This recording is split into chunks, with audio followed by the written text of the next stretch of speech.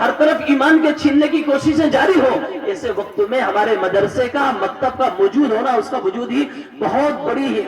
بڑی ہمارے لیے بہت بڑی خیر و برکت کا سبب ہے۔ تو صرف مدرسے میں بھیج کر معلم، محدث اور مفسر بنانا،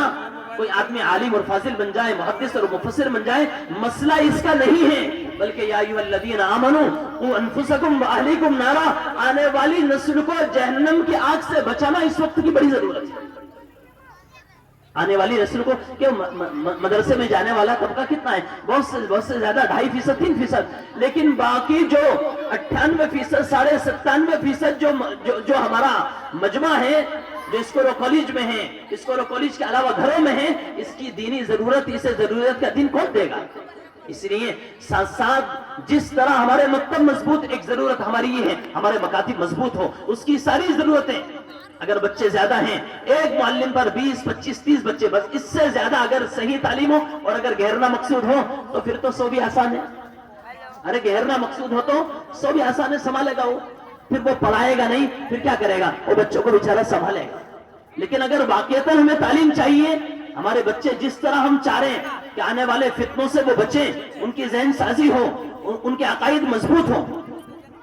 تو اس کے لیے ہمیں مکاتب کی ضرورت کو، اس کی اہمیت کو محسوس کرتے ہوئے ہمارے مکتبوں میں جتنے بچے ہیں اس اعتبار سے ان مکتبوں میں معلم کو بڑھانے کی ضرورت ہے۔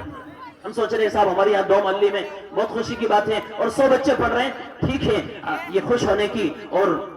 ایک فخر کی چیز ہے، لیکن 100 بچوں پر کتنے معلم ہونے چاہیے سوچنے کی بات ہے۔ ایک اسکول ہے، 100 بچے ہیں، سرکار کیوں ایک ماسٹر کو 50-60 ہزار روپے دے کر 20 بچوں پر ایک ماسٹر انہوں نے کیوں رکھا ہے؟ جی،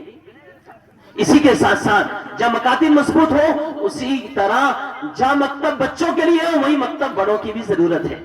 کیونکہ بھائیو دوستوں 2-2.5 گھنٹے کا مکتب وہ کتنی ضرورت ایک بچے کی پوری کرے گا؟ جو بچہ 2-2.5 گھنٹے مکتب میں آ رہا ہے، باقی کے 22 گھنٹے یہ باہر رہ رہا ہے، یہ بچہ کیونکہ مسجد سے اور مدرسے سے باہر کا ماحول وہ بے دینی کا ماحول ہے، گمراہی کا ماحول، ارتداد کا ماحول ہے، وہ ماحول کے اندر یہ 22 گھنٹے رہ رہا ہے، یہ 2 گھنٹے کا مکتب اس کا کیا کرے گا؟ کیسے اس کی پوری تربیت ہوگی؟ اس لیے تعلیم اور تربیت یہ گھر کا ماحول، جب ہمارے گھر کے بڑے افراد فکر مند ہوں گے، اس لیے کہ مکتب اور گھر دونوں کی فکر مل کر بچے کی صحیح تربیت ہو پاتی ہے۔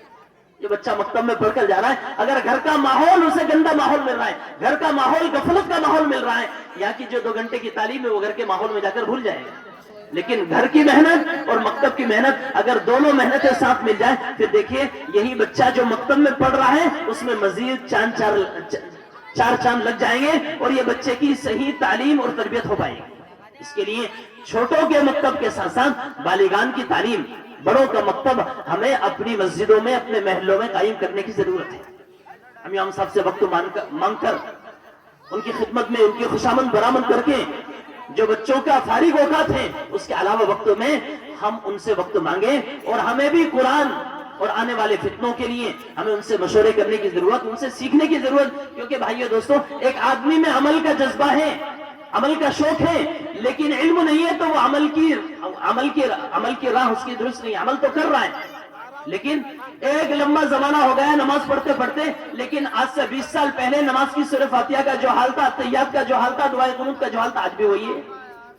تو کیا معلوم ہوا؟ علم کی محنت عمل کے ساتھ نہیں جڑی، اس لیے عمل درست نہیں ہو سکا۔ فضائل کی تعلیم سے عمل کا شوق تو پیدا ہو سکتا ہے، لیکن عمل کو درست کرنے کے لیے مسائل کی تعلیم کے علاوہ کوئی چارہ گر نہیں۔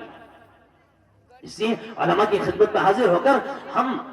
اپنا وقت دیں، جہاں بچوں کا مکتب ہے وہیں بڑوں کا مکتب شروع کرنے کی ضرورت ہے اپنی اپنی مسجدوں میں۔ اس کے لیے بھائیو دوستو ہماری جو قربانی ہم سے مانگی جائے، ہمارے جان کی، ہمارے مال کی، ہمارے وقت کی، ہم عزم کریں کہ انشاءاللہ ہم مکتب کو مضبوط بنانے کے لیے وہ قربانی پیش کریں گے انشاءاللہ۔ ورنہ بھائیو دوستو بڑوں نے جو خطرات محسوس کیے